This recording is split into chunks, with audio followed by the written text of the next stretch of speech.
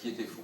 Donc il y a beaucoup de dosages, probablement beaucoup trop. Je dis beaucoup trop parce que beaucoup de médecins généralistes viennent nous dire maintenant, attends, tout le monde est carencé, donc c'est pas vrai, la carence n'existe pas. Je crois qu'il ne faut pas faire un raisonnement à l'inverse. Il faut doser les gens qui sont fragiles et les gens pour lesquels on va débuter un traitement de l'ostéoporose parce que les traitements sont boostés par l'association à la vitamine D. Donc il faut les évaluer au départ, leur donner une dose de charge si on est utile et ne pas oublier l'administration permanente de vitamine D avec tous les traitements d'ostéoporose.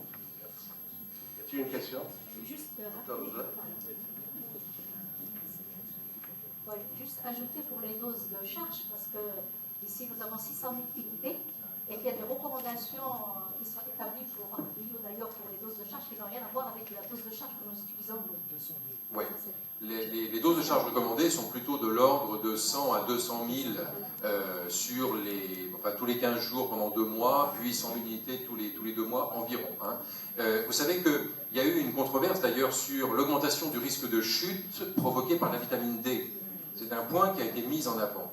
Et il faut bien savoir les conditions dans lesquelles l'étude qui a démontré ça a été faite.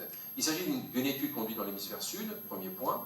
Et deuxième point, avec une dose de charge, justement, qui était de 600 000 unités une fois par an. Et il a été montré clairement une augmentation du risque de chute dans les semaines suivant cette injection, puis un retour à la normale, ce qui fait qu'au bout du compte, les auteurs n'ont pas pu démontrer ce qu'ils espéraient, c'est-à-dire que cette recharge en vitamine D avait un réel effet bénéfique.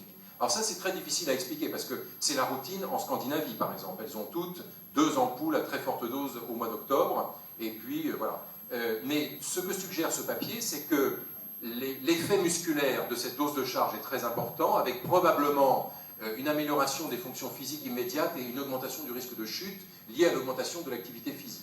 Donc je pense que le point que vous évoquez est très important. C'est pas tellement la dose de charge qu'il faut faire, genre je le fais une fois et je suis débarrassé pour l'année, c'est vraiment l'administration continue d'une dose optimale qui va être le plus efficace. Y a-t-il d'autres questions dans la salle? Encore? Juste une situation clinique assez fréquente. Les hyperparas secondaires à l'hypovitamine